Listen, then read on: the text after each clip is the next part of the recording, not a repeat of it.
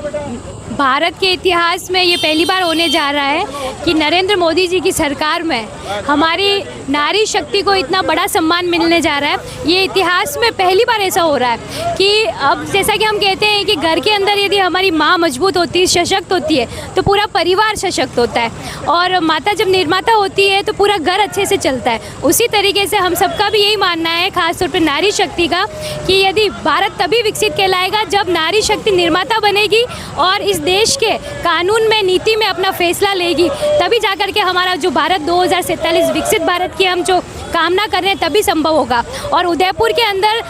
5-6 दिन तक कंटिन्यू कार्यक्रम चल रहे हैं। मिस कॉल अभियान है और हस्ताक्षर अभियान है, महिला सम्मेलन जी को धन्यवाद देने के लिए और समाज की तरफ से नारी शक्ति उन्हें धन्यवाद देने के लिए ये शहर के अंदर रैली निकाल रही है, और मैं पूरी नारी शक्ति की तरफ से नरेंद्र मोदी जी का धन्यवाद ज्ञापित करती हूँ। को नारी शक्ति कानून जो 16 तारीख से लेकर 18 तारीख विशेष सत्र लोग होगा,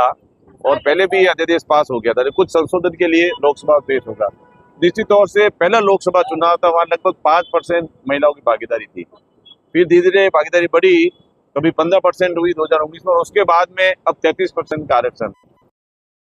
बेटी पढ़ाओ का जो नारा दिया था और तल पे देखने को मिलेगा। जिस प्रकार से महिला वोटिंग का परसेंटेज हम देखते हैं कि मतदान होता है, वहाँ करीब 48% से अधिक महिला मतदान का प्रयोग भी करती है। अनेक राज्य ऐसे हैं जहाँ पुरुष के मुकाबले महिला ज़्यादा मतदान भी करती है, और कहीं न कहीं समाज के अंदर लगभग 50% महिला की आबादी है। निश्चित तौर से महिला के सम्मान के लिए आज भारतीय जनता पार्टी और सर्व समाज की ओर से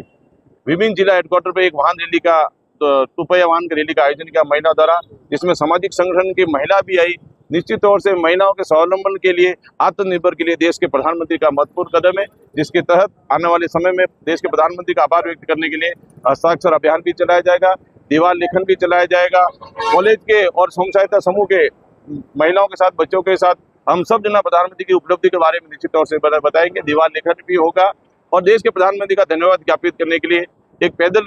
रैली का भी आयोजन किया जाएगा। पुनः देश के प्रधानमंत्री को बहुत बहुत बधाई और शुभकामना देता हूँ। 33% राजनीति के अंदर भी अब महिलाओं की भागीदारी रहेगी। स्वतंत्र आजादी के पश्चात पहली बार देश के प्रधानमंत्री जी ने जो महिलाओं के साथ वादा अलग अलग पार्टियों ने करते आए और शुरू से करते आए, चाहे कांग्रेस हो, चाहे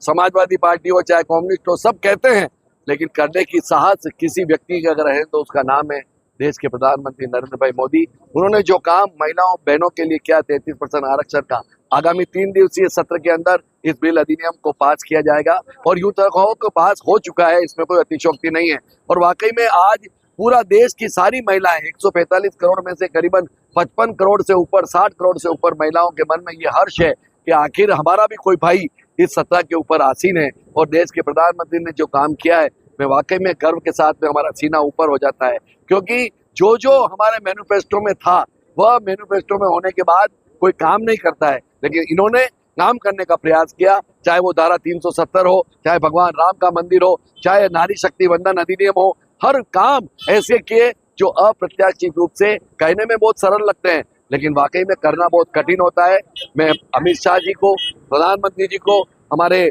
नवीन जी को जो हमारे राष्ट्रीय अध्यक्ष हैं, और सारे ही लोगों को मैं बहुत बहुत आभार और धन्यवाद देना चाहता हूं कि इस अवसर पर, और आज विशेष रूप से हमारी बहनों ने एक वाहन रैली धन्यवाद के रूप में मोदी जी के लिए निकाली है, उनका भी बहुत बहुत आभार करता हूं। हमारे जैसा अभी अध्यक्ष जी ने कहा कि दीवार लेखन का भी कार्यक्रम होगा, पैदल वाहन भी रैली का भी हम आयोजन करेंगे, और विशेष रूप से मोदी जी के आभार के लिए सारे कार्यक्रम कर रहे हैं। बहुत बहुत हृदय की असीम गहराइयों से देश के प्रधानमंत्री जी का आभार व्यक्त करते हैं।